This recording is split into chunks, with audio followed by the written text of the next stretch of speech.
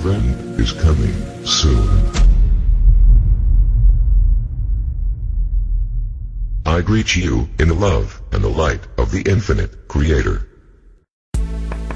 My fellow subscribers, YouTube has started to shut down channels that don't agree with their views and blaming their decision on their guidelines. This is the highest form of censorship controlled by the cabal to keep us from knowing the truth.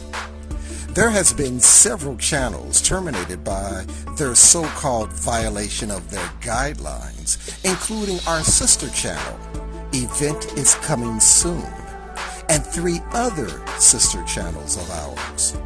We feel it's a matter of time before they create a violation of their guidelines to shut this channel down. We have created a channel on Daily Motion, which is an alternative to YouTube.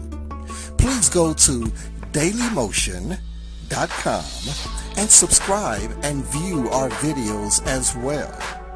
Tell your friends also that we have our new channel, The Event is Coming Soon, on dailymotion.com. Let's unite and keep this very important channel alive. Victory of the Light. Chemtrails and Mind Control by Edward Morgan. Introduction. In 1999 the world changed.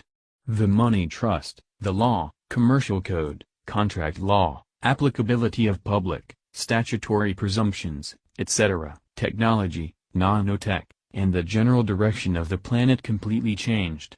In order to even remotely grasp what is happening, you must disconnect your mind from the last century's way of thinking. Failure to change the way you think will preclude you from seeing reality accurately. There is no money anymore, taxes are a thing of the past, and no written law applies to you. So what we now have is a real brave new world.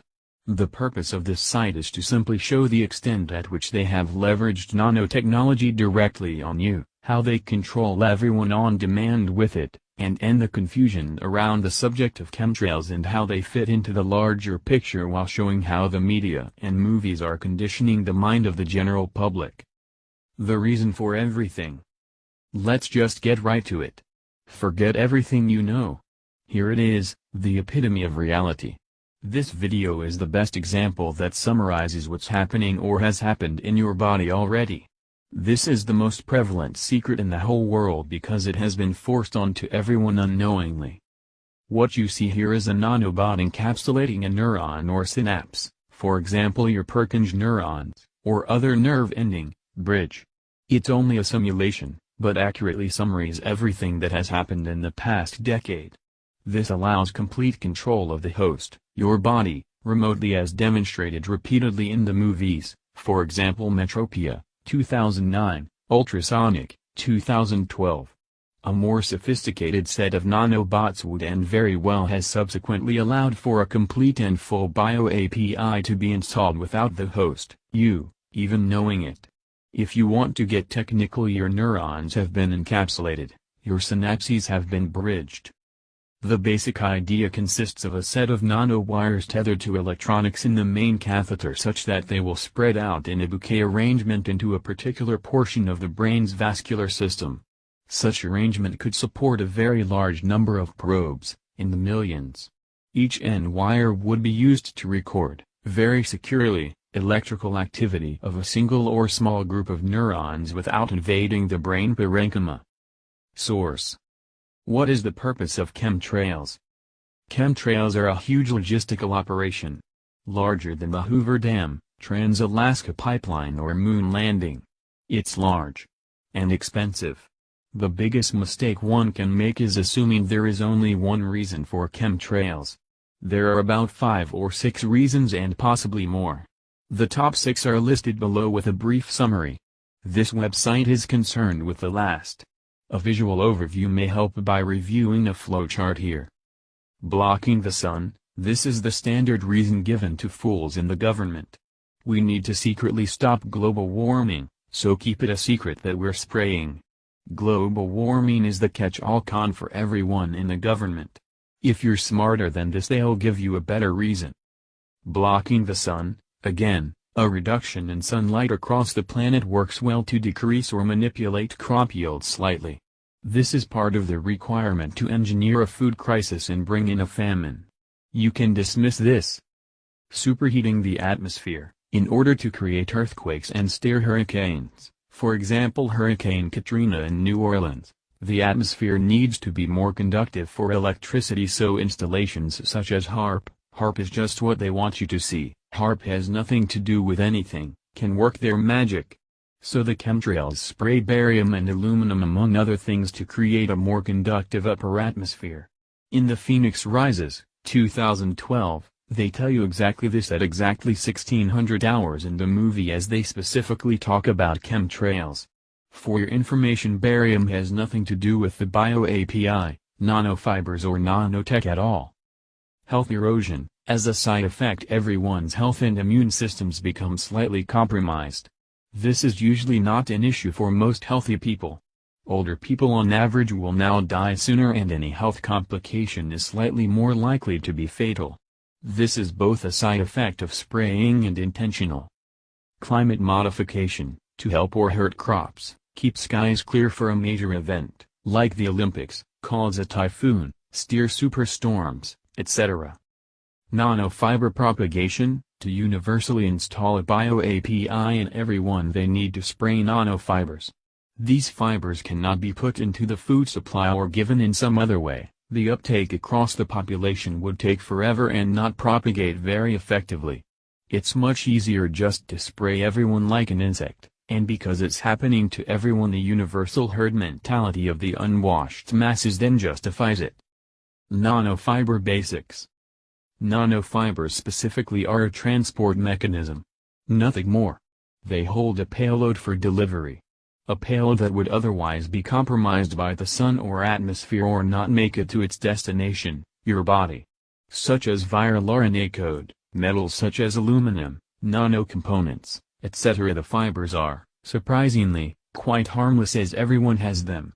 Examples of these fibers can be found all over the internet or in the physical example section of this site. The fibers must be independently sprayed. If they were added to the jet fuel, the extreme heat would destroy the payload. So it's not the fiber that is critical, it's the payload. Why? This is a complicated question. The people creating and doing this are trying to force biblical principles onto the populace, including themselves, through technology. For example, the 7 deadly sins.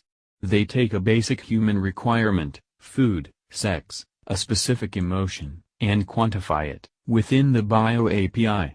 If the result is too extreme, for example you eat too much, or you do something not approved of, then they decide that you're not worthy of life or judge you accordingly. In the alternative, you are added to a program. The possibilities for the bio-API or nanotech in general is endless. Therefore you should not focus on any one reason as being the end-all purpose. It's too dynamic. It's too complex. As I mentioned on the top of page 5 of the media references, the bio-API is the greatest revelation in human history. For example, see the last paragraph of the description for VEX 2007, specifically the trailer for H+ mentioned in it. Data Asylum is only giving you one angle of the bio-API, the nanotech disease and all the implications that encompass it. Also see question number 9 of the frequently asked questions for a brief explanation on how this, and chemtrails, are, mostly, lawful. Who? The same group of people that brought humanity HIV in the late 1970s. Also see FAQ question number 15. Bio-API phases. There are essentially 2 phases involved with the installation of the bio-API. I categorize it as phase 1 and phase 2. If you can imagine a new laptop computer, all it has is the operating system like Windows, so it's kind of useless. This would be the equivalent to phase 1. So a new computer can be remotely controlled, aka phase 1, see Surrogates, 2009, by your IT tech support guy, but that is all. There are no programs installed, provided by phase 2, to do much else with it. These names of a phase 1 and 2 are not necessarily just random nonsense I made up, See the clip and movie for Control Factor, 2003, in which they use these exact names in the exact same context, because they are telling you everything. Phase 1. Everyone on the planet is affected and involved in this phase. Everyone to some extent has the nanofibers within their body cavity, and therefore wired. I'm wired too. Michael Hall, Gamer, 2009. Side effects include a clicking sound from within the skull and basic annoying body complications like aching joints. This phase provides complete remote control of your speech and thought patterns through suggestion, partially subconsciously. I guess about 99% of the populace of the entire planet has this phase complete. Phase 1 could be construed as positive and beneficial to you, at least in the future. See John Hodgman, 2012, for more information. You should also see question 9 of the FAQs. Phase 2, this phase must be triggered by nano-trigger bots, and is extreme. It completely compromises your health and can do anything from kill you to simply monitor you. This phase cannot be forced onto you like phase 1, technically it can, but they don't do that yet. This involves multiple nano-sensors from ocular to heart and everything in between. I figure about 2% of the population has gone through this phase. If this phase is triggered in you, they consider you evil as shown within the media examples page of this site. You must do something to trigger this phase, including eating cheap red meat, kissing specific people, using specific corporate healthcare, beauty products, etc. The objective they are, partially, reaching for here is to connect each event with a deadly sin of some sort. For example, Morgellons would be connected with vanity because your skin goes to hell. Ultimately, this phase provides complete remote control of your body and mind, including the monitoring of your emotions, thoughts, body functions and everything in between. Phase 2 then can be considered a nanotech disease, as clearly shown in the Family Guy clip, in which the contagious aspect can be switched on and off. For example, I have phase 2, but I am not contagious, but I can be if they decide to make me contagious in some way, typically kissing. This allows them to completely control the transmission, vector or spreading of the nano disease. If you want to get specific, the nanotech or nano implants that compose phase 2 of the bio API is actually just the vehicle they use to monitor, torment, test and hurt people. The disease itself is actually one of dishonor. The more dishonor you demonstrate, the more they hate you, the worse things get for you. They do not want people to figure that out. See Meeting Evil, 2012, for clear details. Phase 2 Canor is definitely detrimental to your life. That is the point of it. A cure can be found in the review for Rise of the Zombies, 2012.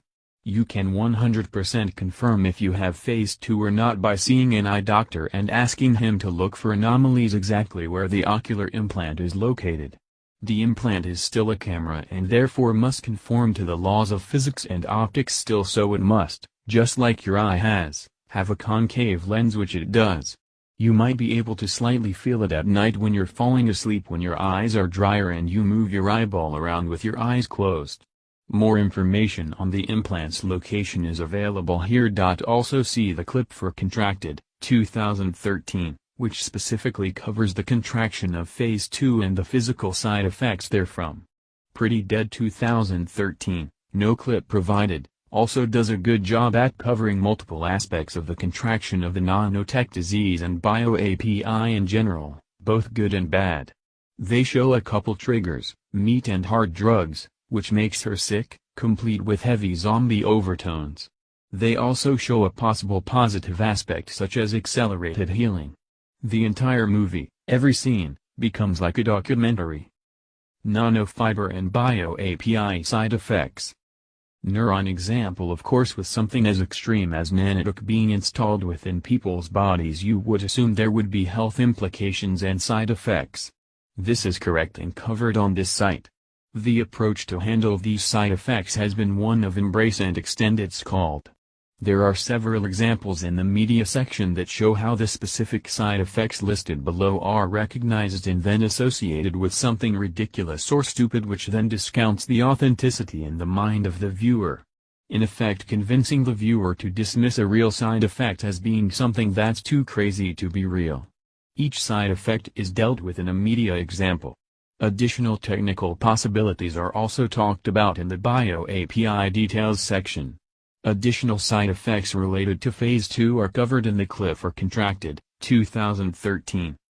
Phase 1 and 2, cranium clicking/screeching. A Phase 1 side effect goes back as early as 2001.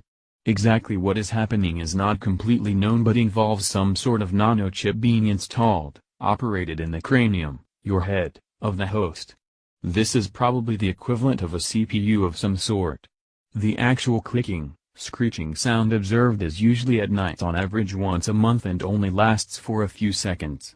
Completely painless and easily ignored or passed off by the person. The entire purpose of the movie Shutter Island, 2010, is to discount this. The nano-implant that is specifically and clearly responsible for this side effect is symbolically referenced in the second clip for Surrogates, 2009. I suspect over time they have improved this side effect. Phase 1 and 2, aching joints, headaches, fatigue, etc. The saturation of nanofibers has different effects on different people. The sheer numbers involved results is a random combination of health implications. Most people will not notice anything, or pass any slight symptom off as getting older. Other people who have more of a reaction will go to the doctor and get diagnosed with fibromyalgia. Fibromyalgia is a catch-all disease that was created about a decade ago to give doctors something to tell the patient when they complained. The doctors can't accurately diagnose or understand what or why a patient is feeling a certain way, so the corrupt medical establishment gives them this nonsense to spew. These side effects are primarily Phase 1 but are a constant problem across the board. Notice the root word of fibromyalgia is fib-er, it's not a coincidence. This Family Guy clip indirectly references fibromyalgia. Phase 2, itching. For whatever reason they may force harsh itching on you when they do not agree with what you are doing or how you are behaving. You probably will have no idea it is Phase 2 at the beginning. This is shown in Flash of Genius, 2008, when they show her typing and zoom in on her hand, at 44 hours 50 minutes in the movie, when she itches it. She's presumed to be a bad wife for leaving her husband. No clip is provided. Screenshot here. You'll have to read this whole site to understand this. The exact same concept is shown in Lay the Favorite, 2012, where Bruce Willis itches his forearm clearly and intentionally after referencing it a few seconds earlier. Screenshot here. Why? Why would they put it in? I mean, millions of dollars are spent on these scripts and production there too. This happens in real life to countless people around the world all day long. He's being warned. Why? Because in the movie he's thinking about cheating on his wife with the hot blonde that just walked in. In people with Phase 2, the bio-API is monitoring thought and emotional patterns which, if conflict triggers an itch, it's automated. For example, lust plus guilt, because he's married, do not go together. Think Pontypool, 2008. So they are judging you, or more accurately people with Phase 2 who are pre-targeted. Itching is also shown in Fast Zombies with Guns, 2011, as they turn into zombies, contract Phase 2 in real life, they itch a lot. Again, why show this? Because it's real. Most targeted individuals will understand the extremely itchy forearm.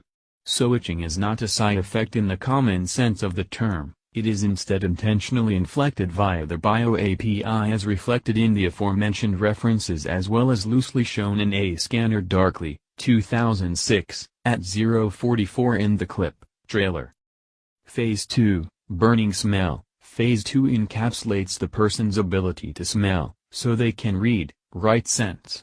It's used to help warp the reality of someone they have specifically targeted, aka Black Limousine, 2010. When inhaling or specifically exhaling quickly, it's often a burning, smoke smell that is noticed. This is an unwanted side effect, or more accurately to encapsulate any neuron in the body involved in sensing, for example, smell, taste, etc. There ends up being some minor side effect. Interestingly, when I cry the smell is amplified and it smells like buttered popcorn of all things. An example of how the media discounts this is demonstrated in the movie Bandits, 2001. Phase 2, the left eye. One of the concepts they push in the movies is the left eye is evil for some reason. Or to a lesser extent use the eye as a gateway to demonstrate functionality, such as with Technotize, 2009, or Gamer, 2009. In Phase 2 an actual nano camera will be installed in the left eye. People with this might comment on how they feel like there's a small bump in their eye under slightly drier conditions, such as when going to sleep at night. This is documented in the physical example page. Note, if you figure out you have a camera in the left eye, they will probably install something in the right eye too. Clips referencing this concept are now available here, and now also Doomsday Book, 2012. Phase 2, Permanent Metallic Taste. Some people will comment on a metallic taste in the mouth. Typically when going to sleep it becomes prevalent. In the alternative, the temporary compromising of taste buds is shown in the clip for Contracted, 2013, at 2:18. It is not a side effect of medication. That's the typical response a doctor will give you. If you are not on medication and otherwise completely healthy and all of a sudden have a permanent metallic taste in your mouth, you are being recorded, but not watched, 24/7 as per the trailer for A Scanner Darkly, 2006. Phase 2, Morgellons. Morgellons can't strike anyone. It's a direct problem from the nanofibers, whether intentional or accidental. The body's immune system can't see or recognize the fibers at all. So when the body can't accept the fibers anymore, it begins to push them out through the skin. But the skin is a barrier because the fibers are too large. So the skin breaks up, which is why people get lesions. Note that technically everyone has Morgellons, nanofibers. The actual Morgellons symptoms are when the person's body tries to get rid of them the only way possible. Some more conclusions can be seen here and examples within media references including this. Chemtrail nanofiber examples and evidence. Ultimately you need some proof. This is very difficult, as we all don't exactly have nanotech labs in our basements. The only thing possible at this point in time is to put out the physical evidence that is known and back it up with media, movie supporting clips. A complete list of unbelievable things this technology can do is listed here. Also make sure you see the real-life body and mind control examples and media references. If you like our channel, please subscribe and click the bell to be notified of our new videos. Feel free to share on your social media. Thanks for watching. See you next time.